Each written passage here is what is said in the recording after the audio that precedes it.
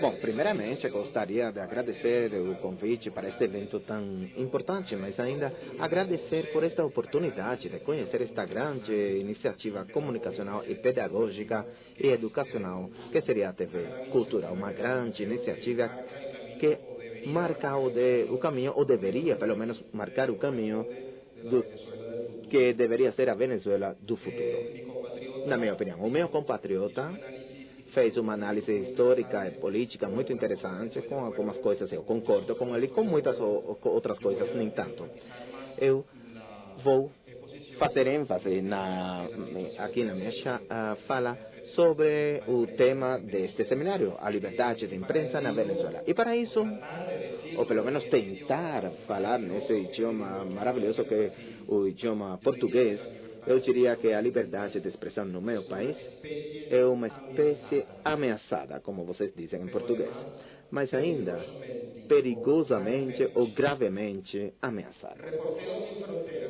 Reporteros Sem Fronteiras, que foi já mencionado nesta conferência, uma grande ONG internacional com sede em Paris desde 2002, está elaborando o Índice de Liberdade de Expressão Mundial.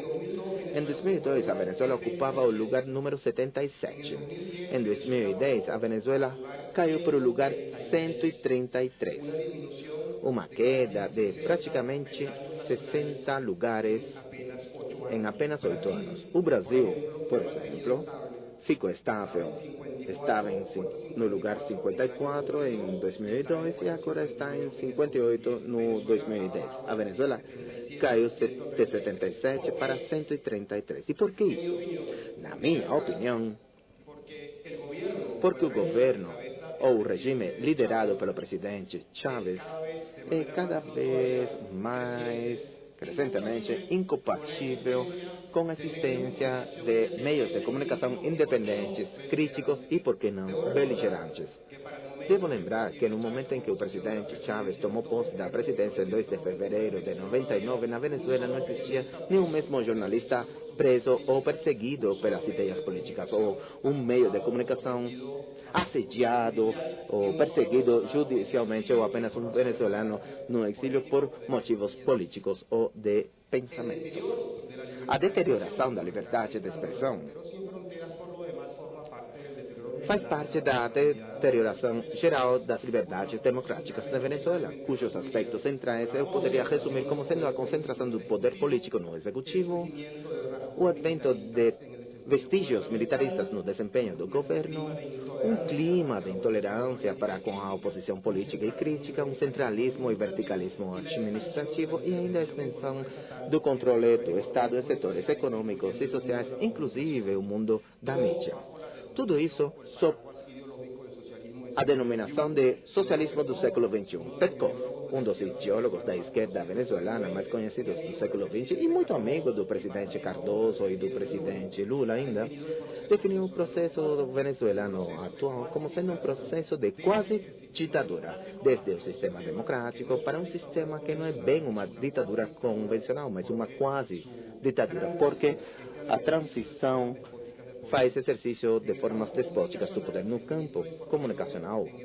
O ministro da Informação, em 2006, colocou uma consigna, um lema de hegemonia comunicacional ou mediática, que não é o controle monopólico da mídia, não. Com certeza não é bem assim como em Cuba, mas sim um controle hegemônico da mídia. Concretamente, conforme a ONG Espaço Público, uma ONG associada à Ordem Nacional de Jornalistas, conforme os relatórios sobre a situação da liberdade de imprensa na Venezuela, registrou violações concretas da liberdade de expressão desde 2002 até 2009. Foram 1.556 casos documentados, registrados, fundados e também sob processo judicial. Em 2009, ainda não existe o relatório de 2010, foram contemplados 246 casos de violação de direitos humanos, principalmente por parte das forças de segurança do Estado contra meios de comunicação, causando danos às instalações pela divulgação de notícias, informações, ameaças, pressões por telefone, cartas ou outros tipos contra jornalistas e seus familiares, censura através de suspensão de programas através de pressões políticas, materiais confiscados, eliminação da publicidade, intimidação com detenções, morte, perseguição, espionagem, restrição de meios de comunicação, acesso a lugares públicos, assédio judicial por motivos de opinião política ou comunicacional, assédio verbal, expressões de submissão a ódio público por parte de funcionários, inclusive o presidente da República, restrições administrativas e legais, como, por exemplo, a reforma do Código Penal em 2005, que ampliou os crimes de desacato no fórum contra funcionários públicos, contra a tendência latino-americana, que era a descriminalização desses atos. No relatório de 2009, dessas 246 violações, 22% foram por intimidação, 19% assédio judicial, 12% censura, 10% target e 12% agressões. Dessas 171, foram realizadas pelo Estado, 21 por grupos simpatizantes do governo e os outros por terceiros ou desconhecidos. Por parte do Estado, 28% por corpos de segurança, 12% pela Assembleia Nacional, 11% pela Fiscalia Geral, 10% por organismos administrativos e 8% pelo Presidente da República. Dos outros, 146 jornalistas, 77 meios, 22 equipes de trabalho, 22 cameramen, 22 fotógrafos e 20 editores ou diretores de meios. Em meios fechados, o fechamento de apenas um meio de comunicação já é motivo de alarme em termos de liberdade de expressão. Na Venezuela, nos últimos 3 anos, já foram fechados nem 1, nem 5, nem 10, nem 15 meios, mas 40 meios de comunicação. Repito, 40 meios de comunicação foram fechados no espectro radioelétrico, começando pela RCTV, o principal canal de TV fundado em 1953 com 35% de market share e eles anularam a licença no sinal aberto em 2007. Passou a ser um canal por assinatura e nesse ano, então, também travaram e depois anularam a concessão para transmitir como assinado. Você pode ver na Colômbia, você pode assistir no Brasil, na Colômbia, no Caribe. Agora você não pode assistir na Venezuela. Em 2009, revogaram a licença de 34 estações de rádio e 12 estações de TV regionais. A tendência continuou nos anos seguintes. 40 meios de comunicação foram fechados em 3 anos. Gente, é uma porcentagem muito importante do total de meios de comunicação no espectro radioelétrico. Conatel, que seria a agência da regulamentação do espectro radioelétrico, tem formalmente processos, revisão formal, com possibilidade de fechamento de 240 meios. 240 concessões, isso significa praticamente 40% do espectro radioelétrico venezuelano, além do sistema comunitário, do qual vou falar posteriormente. Atualmente, o assédio está focado no único canal 24 horas de notícias, que é Globovision. Por diferentes motivos, os donos solicitam asilo político nos Estados Unidos. Tem uma grande quantidade de procedimentos administrativos, tributários e fiscais abertos e não sabemos se vão fechar ou não. Devo lembrar que o presidente Chávez entregou o Prêmio Nacional de Jornalismo para esse canal no ano 2000 e voltou ao lema da hegemonia da comunicação. A hegemonia da comunicação é uma política oficial do Estado. O objetivo é fortalecer a plataforma comunicacional do governo. E eu concordo com isso. Os governos, os estados, na minha opinião, devem ter uma plataforma importante de mídia, agora do Estado, representativos e plurais. Isso não é assim na Venezuela. A mídia do Estado não são do Estado, mas do governo, são agressivos, são de imposição na briga ideológica, na luta ideológica. O sistema comunitário, que também é muito positivo atualmente, foram criadas 244 rádios comunitárias e 36 TVs comunitárias, tem um forte apelo político. E em muitos ambientes eles consideram que é pelo menos uma parte, se não é do sistema estatal, pelo menos é um sistema paraestatal. Um segundo ponto da hegemonia da comunicação é o repertório normativo, as normas para tentar de intervenir na censura. Eles foram muito eficazes. E o terceiro é um grande maquinário propagandístico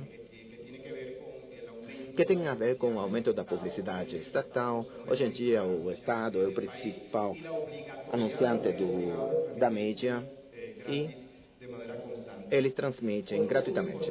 Outro ponto importante em termos de restrição da liberdade de expressão são as redes nacionais. As redes nacionais ou presidenciais são a obrigação de transmissão conjunta e simultânea e obrigatória de todos os meios de comunicação social de uma mensagem política do presidente. A Venezuela está previsto na lei a possibilidade de fazer isso. Foi feito historicamente, agora limitado, restrito a circunstâncias de Estado, eventos específicos, situações emergenciais. Agora, de 1999 até 2009, sem contar 2010, na Venezuela houve 1995 redes, mensagens por rede nacional, principalmente do presidente, 2.000 mensagens por rede nacional. Todos os meios de rádio e TV, todos eles devem estar sintonizando e transmitindo a mesma mensagem. Em 2004, que foi o ano onde foi realizado o referêndum, houve 377 mensagens transmitidas.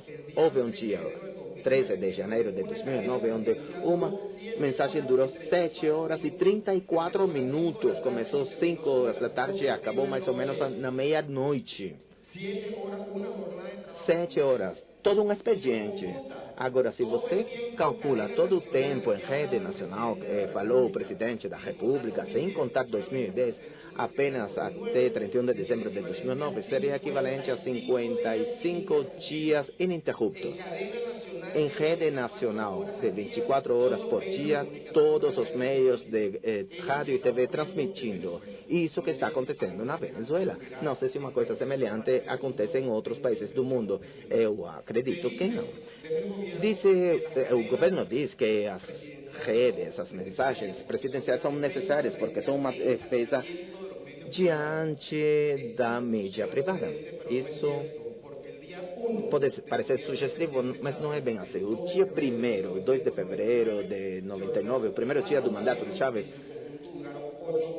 8 horas foram transmitidas em 4 redes nacionais. Uma política mediática que não é defesa de nada, apenas muito agressivo e autoritário. O futuro.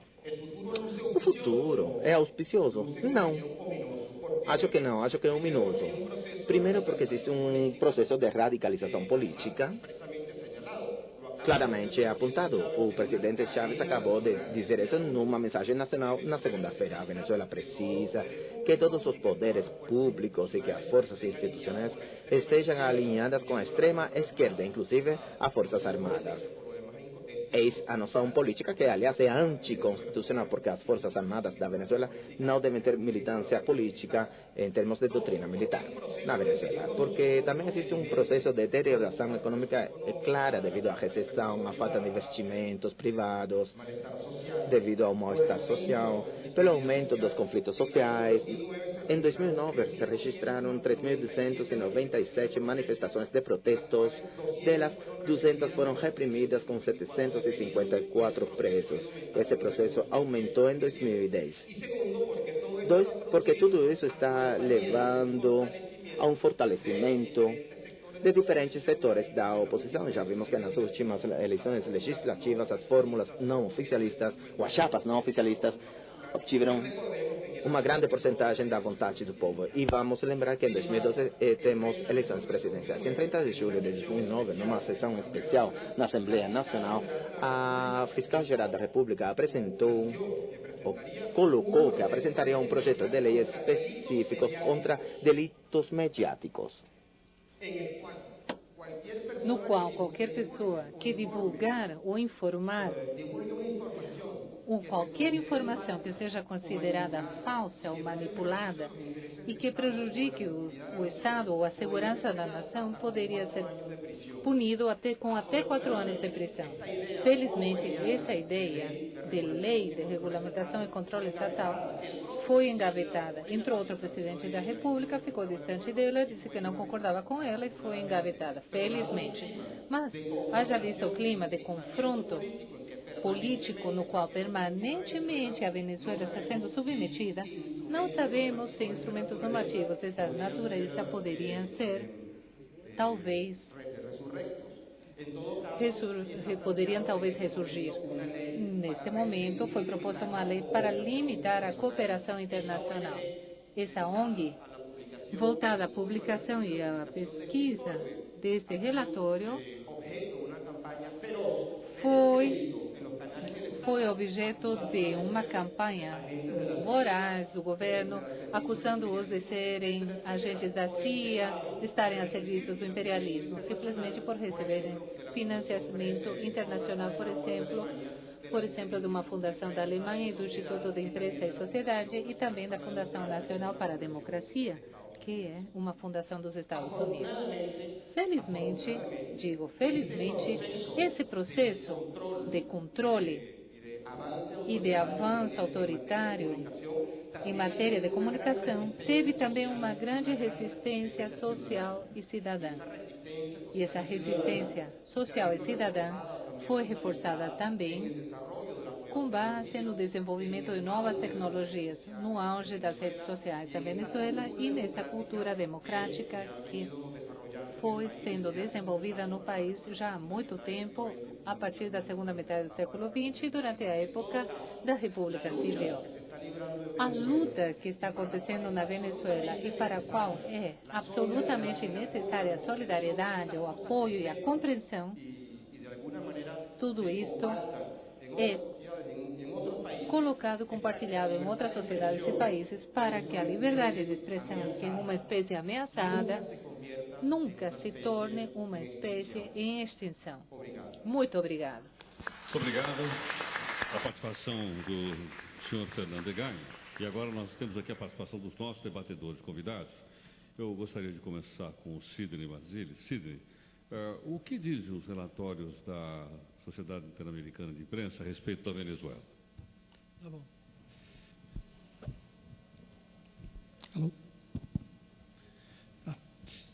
Obrigado. Então, eu vou passar aqui a leitura, mas é apenas uma reiteração do que o senhor Noel Padilha, o senhor Fernando Egain, né, mencionou aqui, e nem eu, nem a CIP poderíamos pintar com cores mais fortes o que acaba de ser dito. Em todo caso, lá vou eu, passo a leitura, vai tomar uns 3, 4 minutos. O governo do presidente Hugo Chávez declarou que os meios de comunicação do Estado e seu orçamento extremamente alto têm a missão de colaborar para a construção de um novo modelo de comunicação, parte de uma visão socialista do uso da mídia. A mídia independente defende a Constituição, a liberdade de expressão e o direito do povo à livre informação, sem censura, e é classificada pelo governo como meios de comunicação privados. Chávez pretende controlar as ideias e impor o silêncio. Fechou há mais de 13 anos a Rádio Caracas de televisão e assumiu ilegalmente com a força militar seus transmissores, que agora são utilizados pelo governo. Depois fechou 32 emissoras e agora seu regime também impõe restrições, ameaça e persegue as rádios. O governo expropria ilegalmente várias empresas privadas, indústrias, fábricas, propriedades agropecuárias produtivas, toda a cadeia agroalimentar e todos os tipos de bens e serviços. Trata-se da expropriação como estratégia de controle social. O objetivo é fazer com que o povo dependa do Estado para obter emprego e acesso aos alimentos.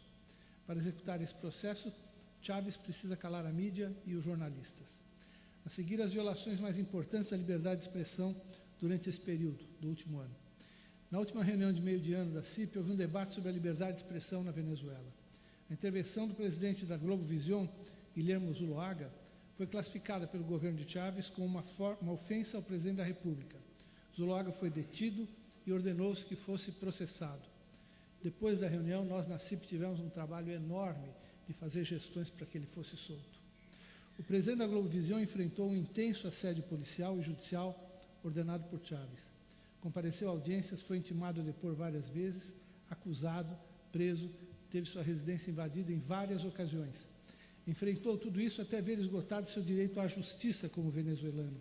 E diante da última ordem de prisão, que o colocaria na cadeia, exilou-se para proteger sua integridade física. Em 29 de agosto, o Colégio Nacional de Jornalistas, o Sindicato Nacional de Profissionais da Imprensa, entre outras organizações, denunciaram perante a Comissão Interamericana de Direitos Humanos, da OEA, 113 agressões a jornalistas durante esse período.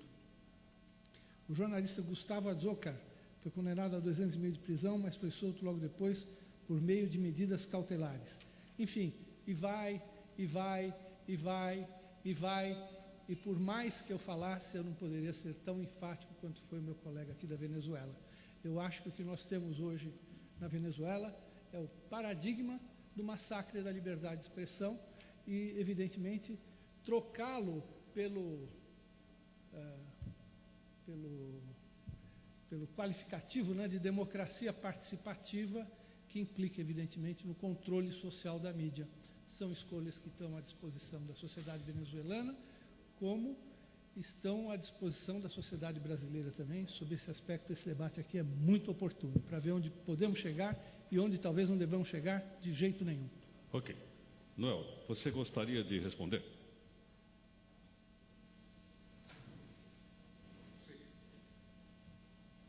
Sim. Eu gostaria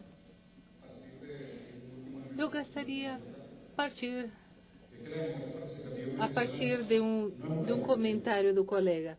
A democracia participativa não é um qualificativo, é um modelo na Venezuela, um modelo diferente da sociedade. Quando eu disse durante a minha palestra que o que está colocado na Venezuela são dois modelos que são contrários, contraditórios, porque um modelo ofereceu o capital que foi mantido por muitos anos do país e da mesma maneira é mantido no mundo. O que está acontecendo na Venezuela atualmente é a possibilidade de transformar esse modelo. Portanto, a democracia representativa liberal não permite isso. Por quê? Porque privilegia a população. A questão hoje dessas posturas, no que diz respeito à situação política na Venezuela quanto aos meios de comunicação, também está relacionado a tudo isso. Ou seja, a que afeta essa lógica da distribuição dos recursos. Precisamos questionar isto. Por isso, na Venezuela temos esses elementos e também podemos ver de que maneira aconteceu essa postura dessa mídia no que diz respeito àquilo que é proclamado como uma maneira de afetar a liberdade de expressão. Aqui foram mencionadas situações de donos de mídia que estão no exílio, que estão exilados. Eu vou mencionar apenas dois casos aqui de dois membros, sócios majoritários de Globovisão. Um deles, o senhor Messerani, é dono de um banco federal, e esse banco quebrou. Ele teve que ir embora do país e as pessoas que tinham contas nesse banco simplesmente ficaram a ver navios. E uma das situações nesse caso, desse senhor Messerani, uma das questões que ele enfrenta na justiça venezuelana tem a ver com uma questão denominada delito.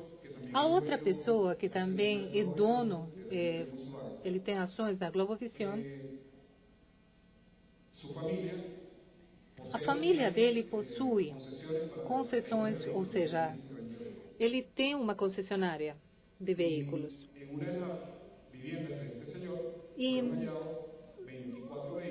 E numa das casas desse senhor foram encontrados diversos veículos que eram ilícitos. Esse é um outro delito pelo qual ele é acusado. E ele é acusado de agiotagem. Portanto, há uma semana aproximadamente, o senhor Massuaga, na Câmara de Representantes nos Estados Unidos, participou de um evento que foi denominado Perigo nos Andes, ameaça à democracia dos direitos humanos. E nesse espaço, o senhor Guilherme Massuaga disse coisas tais como que o governo da Venezuela representa um perigo para os interesses dos Estados Unidos. Isso porque eles estão ligados a Irã, Al-Qaeda e uma série de coisas. Falar isso concretamente nos Estados Unidos, num congresso, dentro de um contexto do Plano Patriota, da guerra preventiva que os Estados Unidos está colocando, realmente é uma questão problemática. Aí fica claro para algumas pessoas no nosso país qual o posicionamento político que eles têm. Eu não estou falando aqui do jornalista, mas sim de alguns donos de meios de comunicação. Obrigado. Fernando, você quer acrescentar alguma coisa ao que foi dito? Você quer acrescentar alguma coisa ao que foi dito agora? Eu simplesmente gostaria de comentar, fazer um comentário geral após todas as coisas que foram ditas após a minha palestra. Um dos argumentos, das linhas de argumentação mais importantes que o Estado venezuelano utiliza na atualidade, principalmente nos últimos tempos, para avançar na sua política de hegemonia de comunicação e configurar assim todos os aspectos que eu tive a oportunidade de resumir na minha palestra, é que existe um confronto titânico entre a Revolução Bolivariana da Venezuela e o Império Norte-Americano.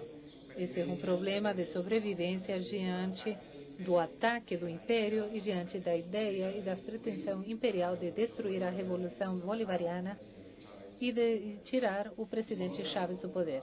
Portanto, isso equivale à oposição política, à oposição sindical, à oposição científica, à oposição midiática, à oposição estudantil, ou seja, todo um conjunto da crítica, como acólitos ou pessoas que estão representando dentro do país os interesses do imperialismo. Certamente, o presidente da Venezuela destaca-se pela sua retórica imperialista como um dos mandatários que tem uma retórica imperialista radical, e foi muito útil a utilização desses argumentos no seu combate político interno.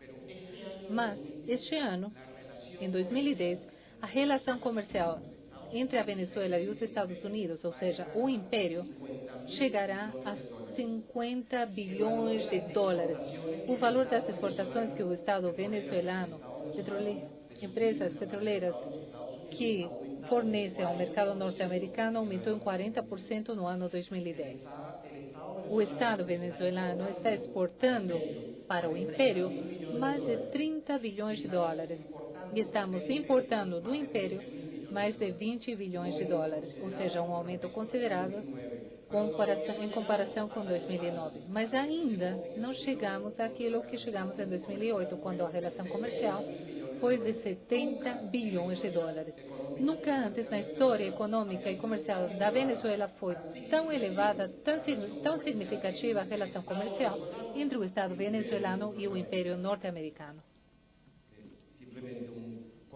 É simplesmente um comentário para assim matizar o anti-imperialismo do Estado venezuelano. Vou passar a palavra agora para o Carlos Eduardo Luiz da Silva. Carlos Eduardo, qual é a sua avaliação que você faz sobre a liberdade de imprensa na Venezuela? Eu acho que está sendo muito útil essa sessão da tarde, porque nós estamos vendo graus de sutileza, como disse o Pablo, nas relações entre Estado e imprensa na América do Sul. O mais sutil, possivelmente, é o Brasil, um pouco menos sutil a Argentina e menos sutil a Venezuela. Eu acho que governo nenhum gosta da imprensa e espero que isso seja sempre uma regra em qualquer sociedade que se queira democrática. A tensão entre governo e imprensa me parece uma coisa inevitável, porque se a imprensa cumpre o seu papel, vai revelar fatos, vai levantar críticas que não são do interesse de nenhum governo. E assim é em qualquer país do mundo. Eu acho que nós vivemos no Brasil hoje um momento de hostilidade retórica, se tanto. Eu não acho que nem os meios de comunicação no Brasil colocam em risco a governabilidade e a estabilidade do país, nem que o governo Lula tenha um plano arquitetado para restringir a liberdade de expressão e de imprensa no Brasil. O que há é hostilidade retórica. Mas há situações em que, de fato, tanto os meios de comunicação podem colocar em risco a governabilidade e a estabilidade do país, quanto um governo pode tentar, de fato, acabar com a liberdade de expressão da imprensa. Nós sabemos que no Brasil, em 1964, veículos de comunicação estavam engajados no golpe que derrubou o presidente João Goulart. Assim como me parece, embora eu não tenha evidência nem vivência, que meios de comunicação na Venezuela estavam envolvidos e saudaram com entusiasmo o golpe que depôs o presidente Hugo Chávez por algumas horas em 2002. Me parece também que o governo militar brasileiro, isso eu não tenho dúvida, atacou e restringiu e quase eliminou a liberdade de imprensa e de expressão no Brasil durante vários anos, assim como eu acho que o presidente Chávez tenta fazer a mesma coisa na Venezuela, não no mesmo nível que aconteceu no Brasil durante o regime militar ou em outras ditaduras. O que eu acho importante é a gente ter consciência disso, ver aonde que as coisas podem chegar e tentar evitar que cheguem a estágios mais intensos, sem sutilezas, nessa tensão entre governo e imprensa. E o que eu gostaria de perguntar ao Noel e ao Fernando é se eles acham que há caminho de volta no diálogo entre meios de comunicação e governo, este governo, pelo menos, este regime do presidente Hugo Chávez, no caso da Venezuela, ou se essa possibilidade de diálogo já está perdida no caso da Venezuela. Noel, você entendeu a pergunta? Gostaria de responder? Você quer responder a pergunta feita, Noel? Sim. Gostaria de responder com uma citação de um escritor venezuelano chamado Benito Garcia, que diz assim: essa citação com certeza pode propor uma questão que eu compartilho e poderia responder a pergunta. E diz assim: a mídia tem não apenas o direito, mas também o dever de denunciar condutas ilegais ou imorais de cunho político, mas também o dever de denunciar as do poder econômico. A mídia tem o poder de divulgar opiniões de todo tipo, mas não apenas de um tipo de opiniões. A mídia pode divulgar opiniões, mas não colocá-las como informação, nem torná-las em propaganda. A mídia tem o direito de interpretar a informação, mas não de omiti-las, torná-las falsas ou simplesmente distorcioná-las. Eles têm o direito de resistir à censura, mas não para substituí-la por outra censura própria imposta por pequenos grupos de proprietários. Eu acredito que sim é possível, como disse o Paulo agora, é possível sim recuperar uma prática de comunicação da ética e ter a possibilidade de olhar para um território no qual todos nós possamos estar. Fernando.